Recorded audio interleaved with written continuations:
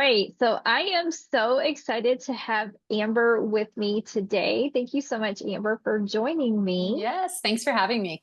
Yeah. So tell me a little bit about what you do and who you serve. I want to hear all about your practice. Yeah, no. Okay, so my name is Amber Swift. I am a mom of five plus a bonus daughter, and I also have a granddaughter and another whatever, we don't know yet, on the way. I also have Wow. been married. Yeah, I know. I also have been married to my husband, Mark, for 25 years. We planted a Calvary Chapel 22 years ago. But so I'm a certified integrative and functional nutrition health coach. I'm also an essential oil wellness coach and mentored by naturopathic doctors. So I love working with the women I get to work with. That is incredible. I love Thanks. that. Thank you. So what kind of outcomes do you typically help people with when you work with them in your practice? What do you usually help them with? Yeah. Okay. So, like the typical woman who comes to me is typically, she's a woman she's a believer. She's a Christian. She is extremely busy, extremely anxious, and typically their hormones are imbalanced, feeling very, lots of brain fog, low energy. Their digestion is just a mess. And so what I do is I look at the root level. We want to get Mhm. to the root. So I run functional labs. I also look at their entire health history and their family's health. And we just break it down step by step, 1% changes. I bring in traditional Chinese medicine also, with all the other natural perspectives, so to speak. And what I love is that, I mean, I'll go back to my very first client.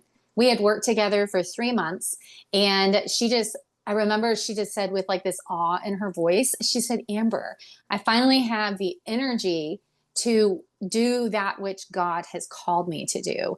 And the Lord said, that's it. I want you to help my daughters feel their absolute best. And so that they can thrive in all the purposes and plans that I have for them. You know, I've had women come to me who were told they needed a hysterectomy, women who just wanted to be able to conceive naturally. And so it is such a privilege. I mean, you know this. It is such a privilege to be able to watch like this woman come to you go from survival to thriving. And Yeah, I love it.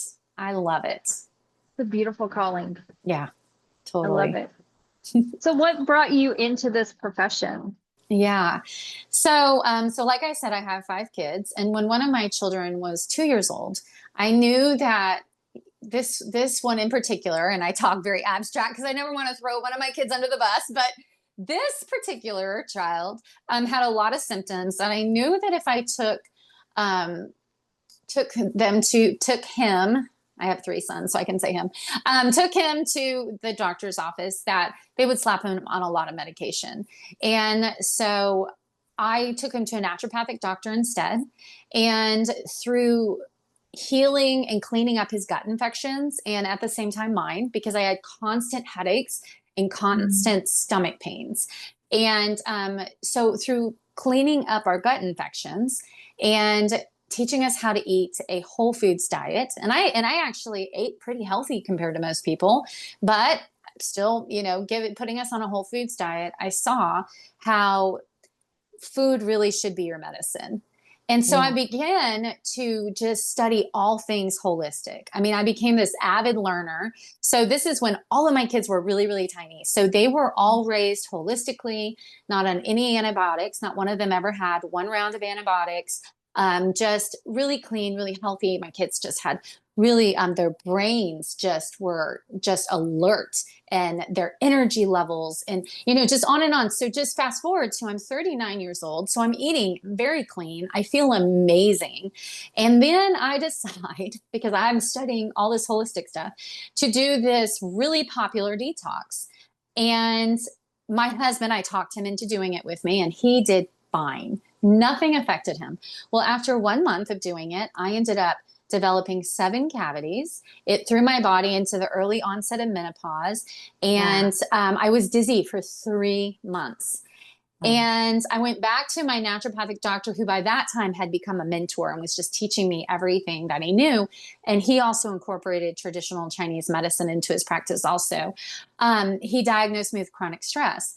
And what I learned then, that one, and this is how I work with all of my clients, is that one man's food is another man's poison. There is no one size fits all. Because my husband, who it wasn't even his idea, um, he felt fine. But I mean, I was miserable. And so I went back. I began to heal my body because it was incredibly inflamed from the lack of nutrients, the lack of minerals. It was just, and I also was going through an incredibly hard time in my life, dealing with a lot of stress. Like I said, I was a pastor's wife. Just unfortunately, in the church, sometimes the people who are attacked and treated the worst can be the pastor and his wife. And so yeah. I was just going through just so much. So at that point, I then began to get training because I was just like, I want to help other women, because how many women have these symptoms, or maybe it's like the newest fad and they just want to try it and nothing works and they get frustrated or their symptoms become worse. And so that's when I started Journey to Renewed Health. And I love it. I love it. That's incredible. Yeah. And it's so true. I'm glad you said that because I have faced similar things with my weight and Mhm. why I can be on a plan with other people and they get really great results Mhm. and I get really awful results or no Yes. results. Yes. And it really can make you feel like a failure or that your body is broken. Yes. Something's wrong with it. So I love that you have that motto that just because a food is good for one person doesn't mean it's good for someone else. And you really do have to Yes. find what works for your unique body. Yeah. Well, and isn't it so true? I mean, females from the time we're like 7 years old, we look around and we compare ourselves and we think, oh, well, it works for them. And then we get a little Mhm. older and the same thing. We're like, well, it works for her. It works for my best friend or the newest celebrity. And we're like, why isn't it working for me? It's just nobody has your situation, your DNA, Yeah. your history. I mean, and nobody has the stressors or the toxic I was about to say, stressors. yeah, I mean, how nobody does. how regulated is your nervous system versus Yes. someone else's? Yeah. Yes. I eat high Yes. fiber and my husband calls black beans the food Yeah. of death. He cannot Yeah. eat Yeah. black food No, like that's black me. beans, black Yes. lentils, Yep. uh, black rice. Yeah. It will tear up his digestive Yes. system. Yes. And I'm See? over here like, this is awesome. It feels so Yes. good. Yeah. See, that's Mark. My husband, he can eat all of that. I'm like, oh my gosh, I will die. Yes. It's like so. Like he acts like it's the meanest I really can't. Like I can't even if I make black beans, I just have to make them for myself because like Yes. he will think it's the meanest thing in the world if that's what I'm serving. You're torturing me, woman. Yeah, I know. Exactly. Uh-huh. Exactly. So So I want funny. to ask you some questions about identity because I think it's such an important topic that may not always Mm. get talked about in the health coaching world, but I know you as a believer in Christ, like I Yeah. know that your identity is a huge part of your Yeah. business and how you work with people. So I do have Mhm. some questions for you about identity. Before you stepped into this calling, what did you believe about yourself and how has Mm. that shifted as you've moved into being a practitioner? So before you became a Mhm. practitioner until now, what was your Yes. identity then and how has it shifted for you? Yes. No, no. Because you sent me these questions beforehand. I was like, oh, these are good. I like these. No, okay. So definitely before. Um, and I'm sure this has a lot to do with just my personality too. I tend to be more type A, tend to be like a rule follower, tend to be like, oh no, this is the way kind of thing. And so, like I said, I got married at 22 and immediately became a pastor's wife. And I led the women's ministry and I led worship. And so I guess my identity was that. My identity Mm. was what I was doing and who I was even though who I was serving in the church. Even though like my desire was to please the Lord, I really saw how that became my identity. And to make a long story short, we went through just horrific slander and just ugly gossip and just it was very hard. But as a result of that, what the Lord, oh, and just to rewind, I felt stuck. I felt very stuck. Like, this is what I'm going to do for the rest of my life, even though I did love it. And I really love working with women.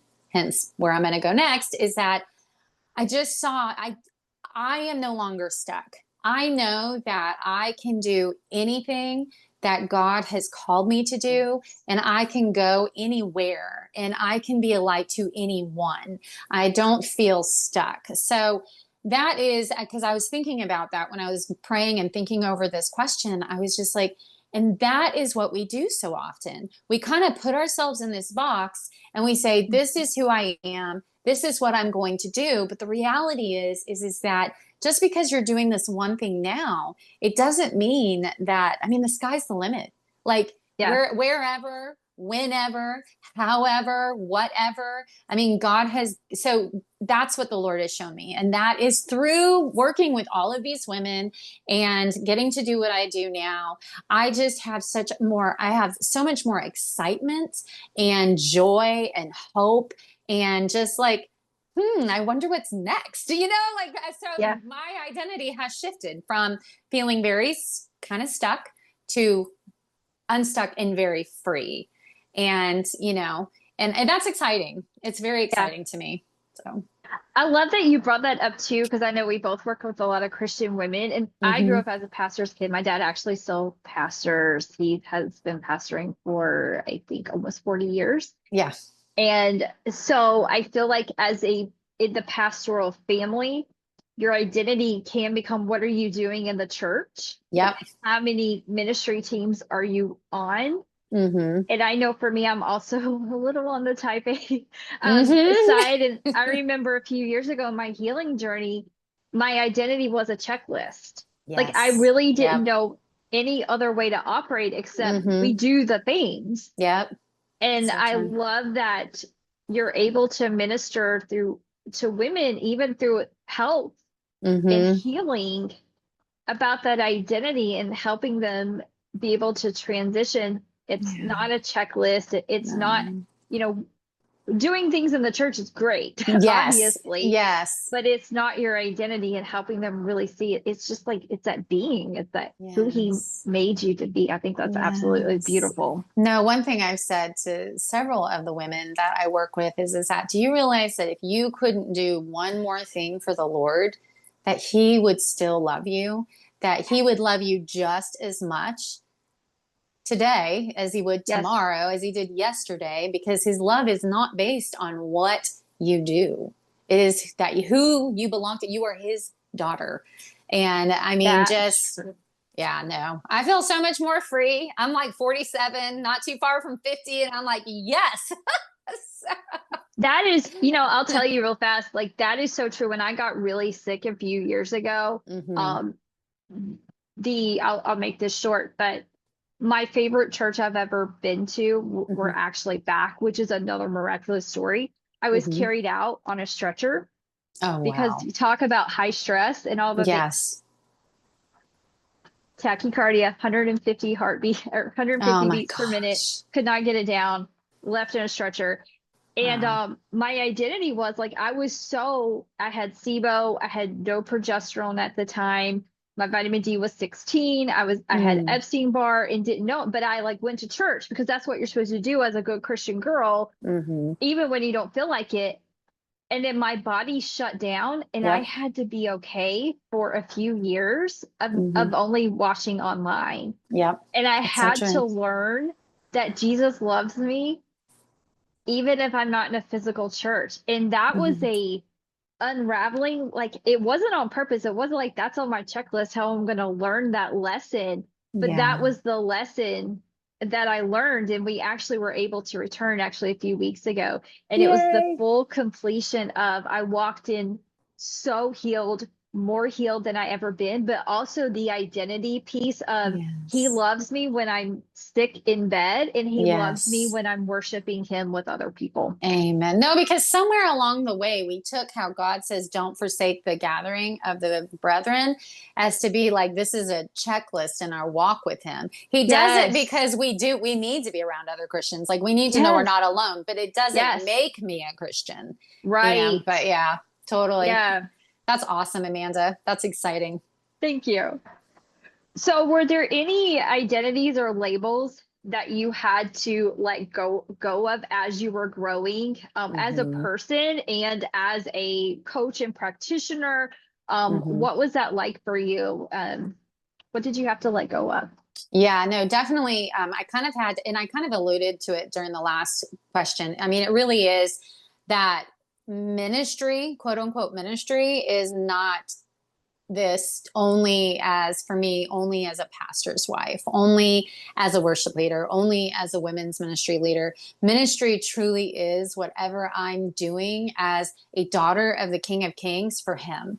And so, whether I'm cleaning toilets or, taking care of teenagers, or I'm ministering to the women that God brings me in my business. I mean, I just see this full circle of how the Lord has taken everything I learned when I was in full time, pastoral type ministry to this type of ministry, and He just puts it all together. And so, just really, it's like that box that I would put myself in. And I've had to rethink a lot of things, like, Lord, I thought I was going to be doing this and now I'm doing this. And whoa. And it's very exciting, but it is a lot of our thoughts, making sure that I'm aligning my thoughts with how God thinks, not how I think or how tradition thinks, but how, Mhm. what does God say about that? And so that really has been the biggest thing, is just that ministry is whatever I'm doing as a believer in him, his daughter, for him. Yeah, And that's so whether you're freeing.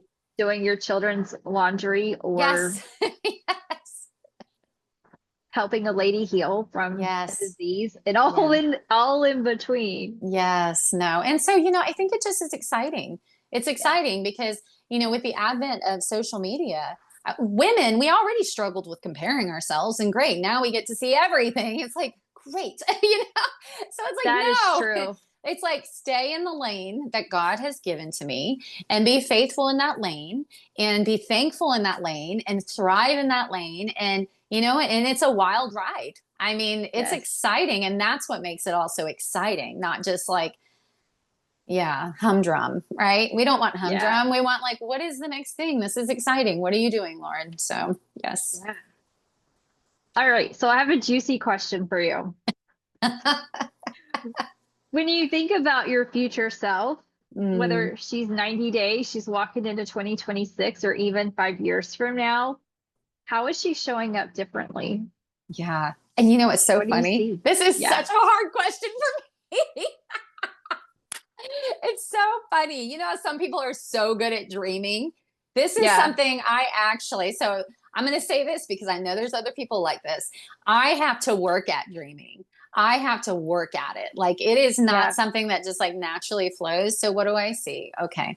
So I see one, being more risky, like, Lord, whatever. And that's kind of like my I love line, it. whatever, whenever, however, just being more risky, being willing to.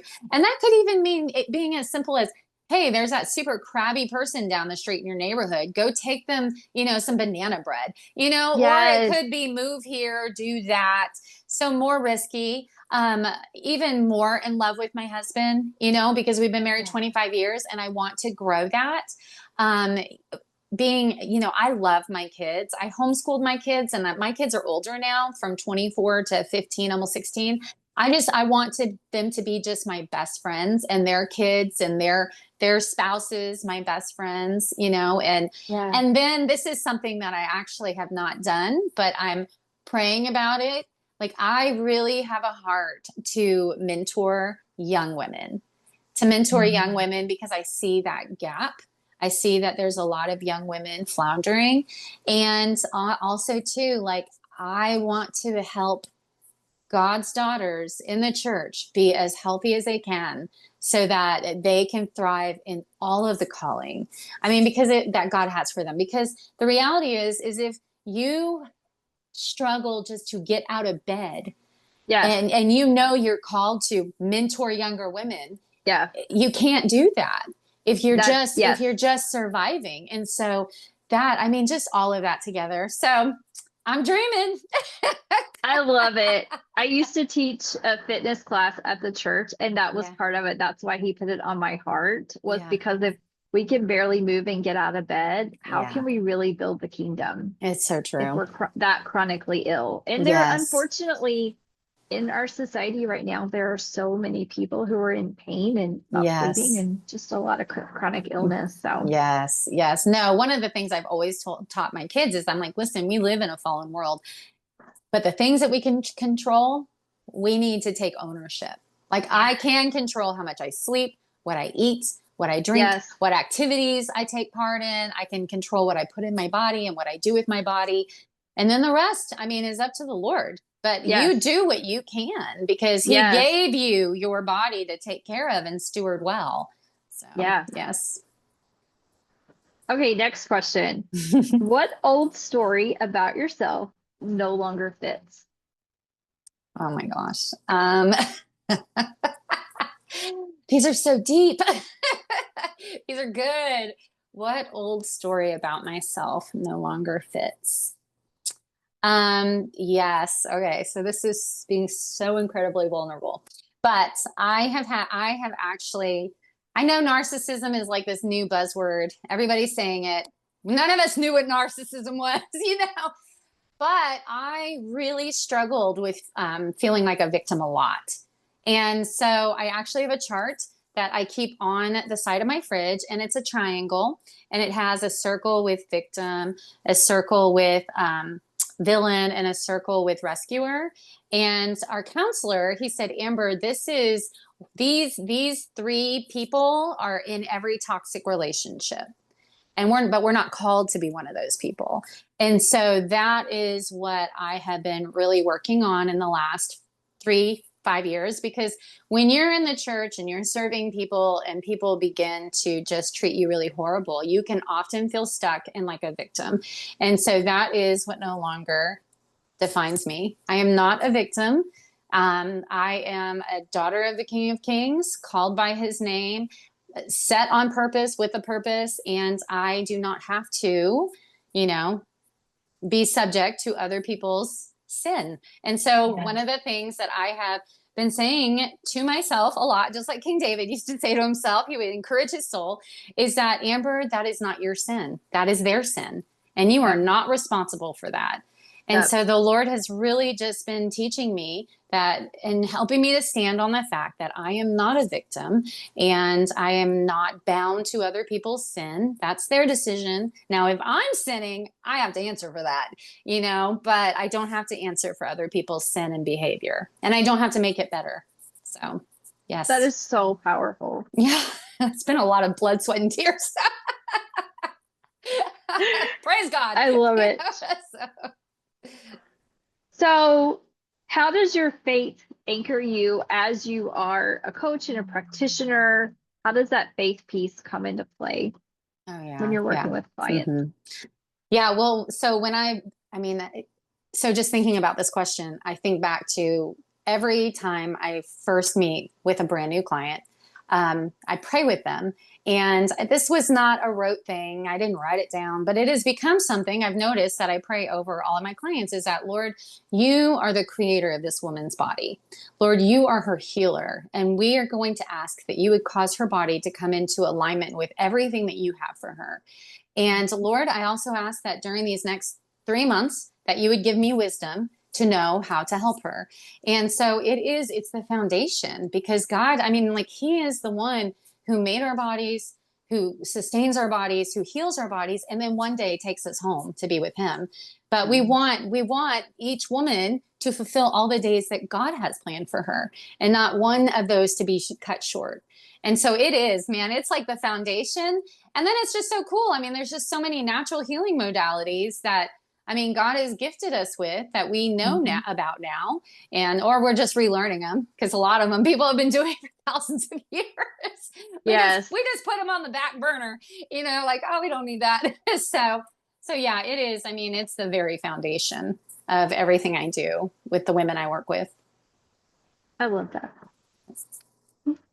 All right, funsy questions. Yes. All right. What's your go-to comfort food? Oh yeah, it's chocolate.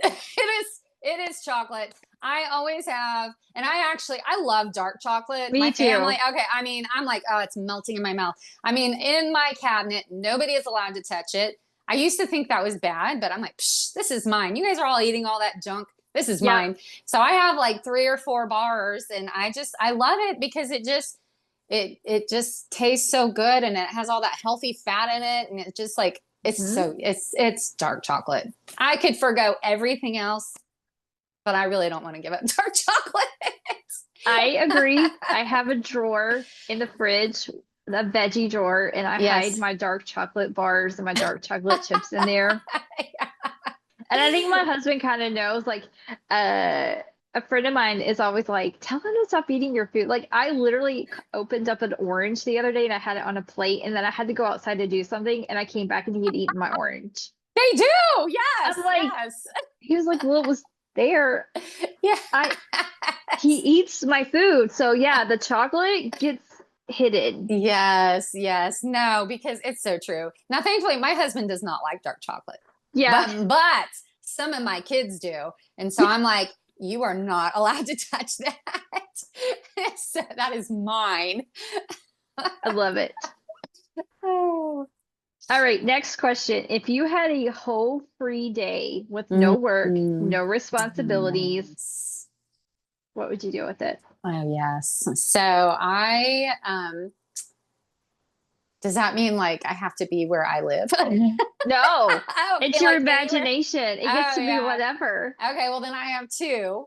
One would be I'm a hiker. I love hiking. And so I would just wander, not like hike, like I have to get this done, but just like wander through trails and see beautiful vistas. And I mean, I love mountains and water. I'm from California, but I love all of Okay. that together. Now, if I could travel, I went to Europe last year, and oh my gosh, I fell in love with Europe. I love Greece. I love Italy. I love France and Spain. I mean, so pick one. I would just wander. I'm a I wanderer. love Like it. when I don't, because it's probably because I love lists and, finishing things. And so when I have nothing to do, I love just to like wander and experience. Like when I went to Europe, my favorite part was not the touristy places. It was the places where all the locals go and eat. And, so just wander and just enjoy being outside and in nature. And yeah, one of I those. love it. Yeah. So we should go. Yes. All right, last funsy question. Yeah. What's one quirky habit that you have that people might not expect from you? Oh gosh. So this is actually really funny because Yeah. a year ago I informed my husband that he has a lot of quirks and I have none. And he was like, "You're ridiculous." Yes, you do. So now I know I have three. Wait, is it what? So I pick things up with my toes. Oh, do you? My husband calls them monkey toes. Yes. I'll Oh, pick yeah. up something in the bed and like hand it to him. Yes. Oh, yeah. No, like, and most of my kids do too. They're just like, it's like the floor is too far. So we pick everything up with our toes. And then, oh, yeah. And then the second thing that just when we got married drove my husband nuts. And I was just like, you're crazy. This is not a big deal. So, all the packages, like the food packages where you rip off the top, like and you're Yeah. supposed to throw that away. I always leave it hanging.